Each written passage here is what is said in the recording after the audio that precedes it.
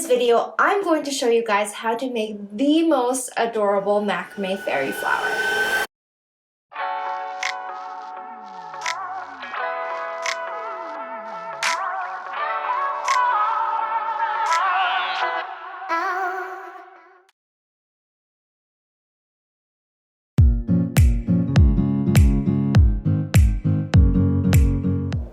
It's Nicole here and welcome to Macrame. For those of you who are here for the first time, this is the channel where you will find everything macrame related, from DIY pattern tutorials and helpful tips and tricks videos. If you guys are interested in learning more macrame with me, then click that subscribe button and then also give this video a big thumbs up.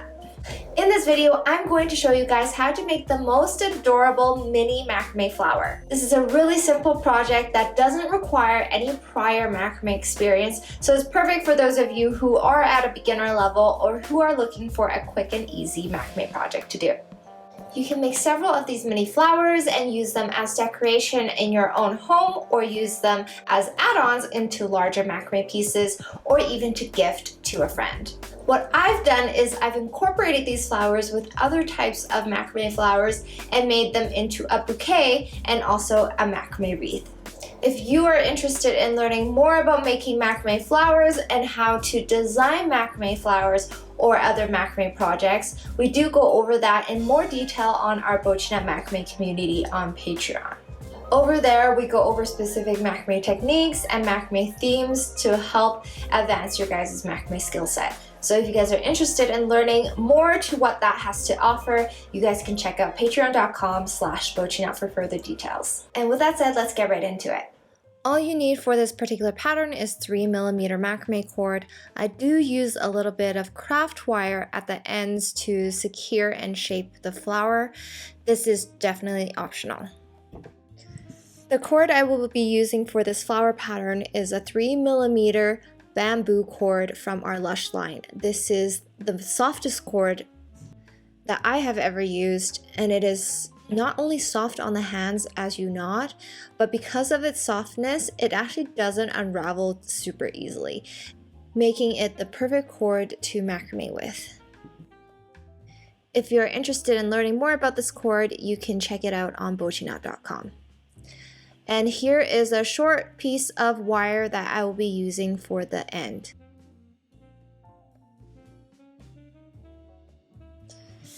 We're going to start off with the first petal of 3 petals for this flower pattern. We're going to take 4 strands of cord at 35 centimeters long, and we're going to tape the top end.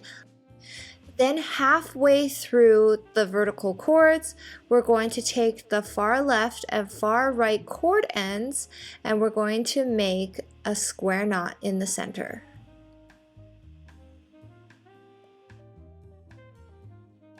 We're now going to move the tape and only tape down the middle 2 cords at the bottom.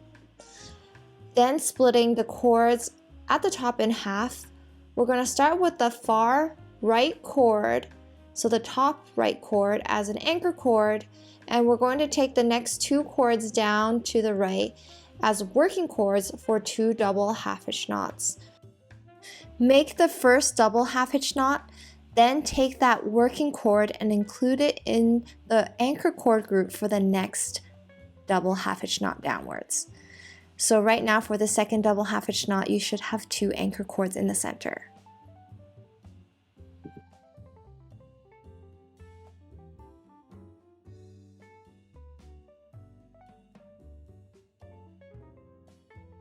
And now we're going to repeat the exact same thing on the left side. Start off with a regular double half-hitch knot downwards, and then include the working cord with the anchor cord group for the next double half-hitch knot down.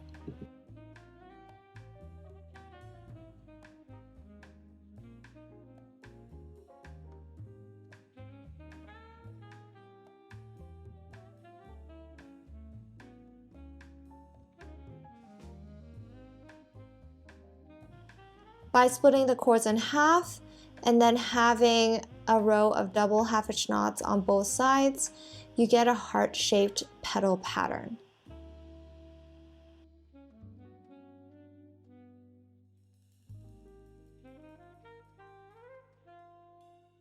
Take off the tape And now we're going to add one more double half-hitch knot on both sides, including the working cord that we had last used as a part of the anchor cord group for this last double half-hitch knot. And then repeat the same thing on the other side.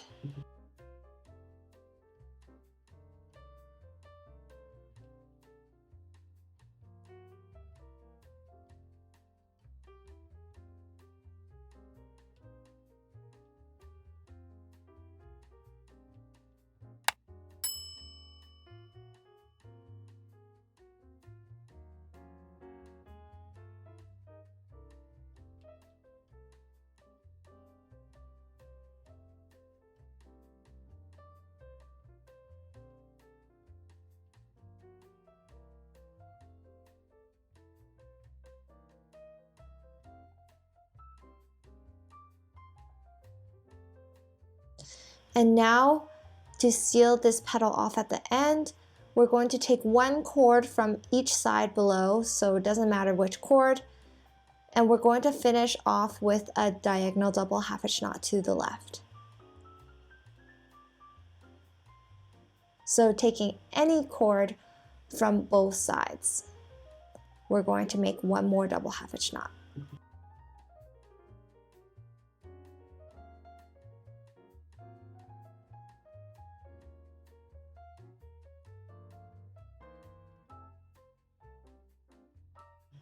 And our heart-shaped petal is now complete. What we're going to do is repeat this 2 more times. If you're okay with leaving all the fringe at the bottom, if you don't have to hang this flower up or attach it to anything, then you can keep the fringe at the back as is. If, however, you are using these flowers as add-ons onto a wreath or a wall hanging, you may want to snip off some of the fringe so that the flower is lighter and easier to attach onto another macrame project. I will be incorporating this flower onto a wreath, so I do want it to be slightly lighter. I'm going to snip off 4 cords in the center at the back.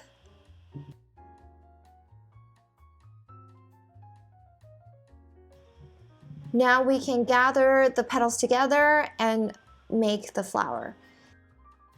You can add a 10cm strand of cord in the center of the flower, and I've used some metallics for this part, but you can basically use any cord of your choosing for the center.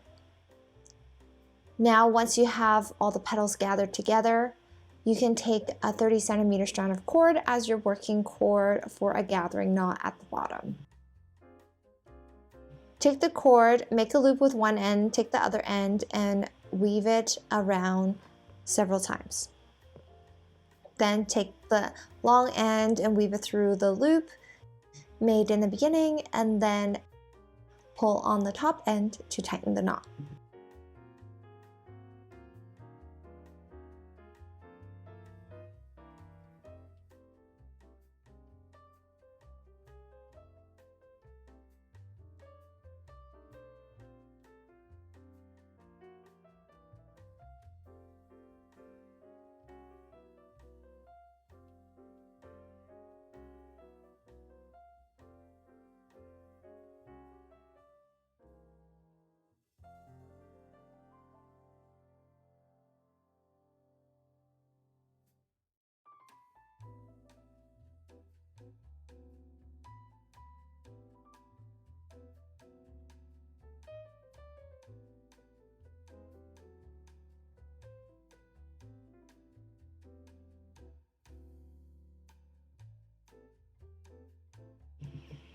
This next part is optional, but if you want the petals to be closer to each other, because oftentimes the gathering knot at the bottom only secures the bottom of the petal and the top part of the petal lays flat outwards. If you want them to be closer together like the inside of a rose, you can take some wire and then at the bottom of the petal, you can wrap it around several times. You can also do this wiring part before you make the gathering knot and then cover the wired part up with the gathering knot. This way the petal will look closer together from the top.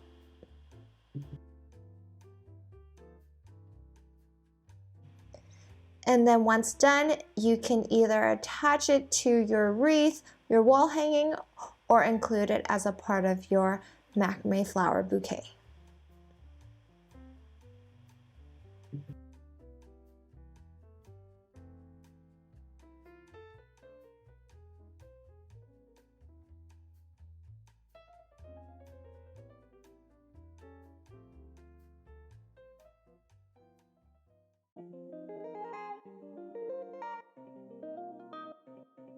And that concludes our macrame fairy flower tutorial. I really hope you guys enjoyed it and learned a new knot pattern or two on how to make a macrame flower.